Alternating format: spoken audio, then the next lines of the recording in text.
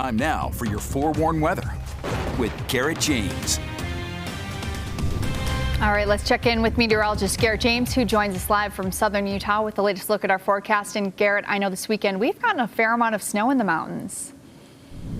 Oh yeah, that's right. A lot of snow in the mountains and even a little bit of rain in the valleys as well. However, one thing that the entire state seems to be seeing is a little bit of wind. In fact, I can hear it outside my place as we speak with some stronger wind gusts taking place. However, take a look at the radar with me. We can see the radar is starting to clear up a little bit, just as the forecast was calling for. In fact, we take a look to the north, we can see there is still a couple lightning strikes trying to take place. We can see that north and west of Logan and Ogden. However, we can see that even in between Salt Lake City and Provo, there is a little bit of precipitation as well. But further south you go, the more clear it starts to be. We can see in Grand County a lot of that precip trying to move out to the east, and then we can see around Cedar City and Garfield County, we can see that precipitation starting to clear up and push out of the area. But if we take a look at the upper level futurecast, we can see that low pressure system that we saw in the area. It's moving out of the way and it's making way for high pressure. Then low pressure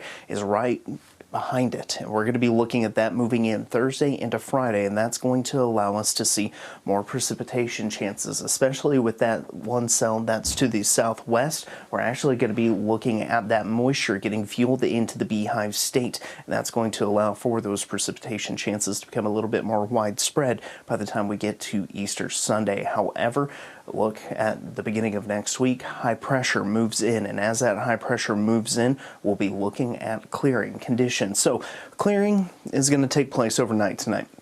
We're going to see this precipitation move on out of the area and clear up out by about 2-3 o'clock in the morning. I'd say at the latest sunrise tomorrow, but after that we'll be dry as we get into Thursday. But once we get into Thursday evening, that's when we'll be looking at our next band of heavier precipitation taking place. That continues into early Friday, starts to taper off a little bit by Friday afternoon, but picks up once again by the time we get to Saturday, and especially early on Sunday. This is before sunrise. We can see heavy bands of precipitation taking place in parts of Kane, Garfield, and near Piute County as well. However, this will start to taper off as we get closer to Monday, but that center of low pressure will be right over the Beehive State, so we'll still be looking at wraparound moisture taking place around the center of that low pressure until it can move out of the area. And once high pressure builds in, that's when we'll start to see clearing skies, and we should be looking at almost all clear skies across the state.